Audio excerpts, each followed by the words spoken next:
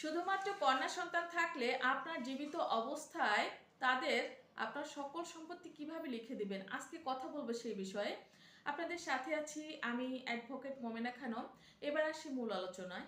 যদি কোনো ব্যক্তির পুত্র সন্তান না থাকে এবং শুধুমাত্র কন্যা সন্তান থাকে এবং তার সকল সম্পত্তি তার জীবদ্দশায় বা জীবিত থাকা অবস্থায় কন্যাদেরকে লিখে দিতে চান, তাহলে তিনি কয়েকটি মাধ্যম ফলো করতে পারেন। যেমন, উক্ত ব্যক্তি তার সকল সম্পত্তি তার জীবদ্দশায় তার কন্যাদের বরাবর হেবা বা দান করে দিয়ে যেতে পারেন, অথবা কন্যাদেরকে ক্রেতা দেখিয়ে বিক্রয় দলিল বা সাবকবলা দলিল সম্পাদন করে রেজিস্ট্রি করে দিয়ে যেতে পারেন।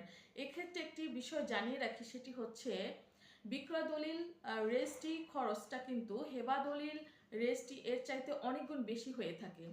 এরপর যেটি করতে পারেন সেটি হচ্ছে আপনার কন্যাদের নিকট থেকে আপনি একটি অপ্রত্যাহারযোগ্য আমোক্তনামা দলিল বা ইরিভোকেবল পাওয়ার অফ অ্যাটর্নি করে নিতে পারেন। আর এর ফলে আপনি যতদিন জীবিত থাকবেন আপনার সকল সম্পত্তির মালিকানা আপনার নিকটই থেকে যাবে এবং আপনার মৃত্যুর পরে আপনার সম্পত্তির মালিকানা, আপনার সকল সম্পত্তির মালিকানা আপনার কন্যাদের বরাবর হস্তান্তরিত হবে।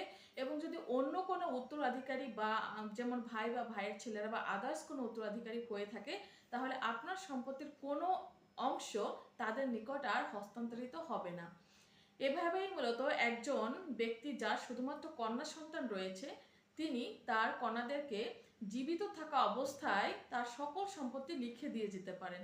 Immense thanks for watching this video. If you think this video is effective for you, then please don't forget to comment, like and share this video with others for the sake of public interest and awareness.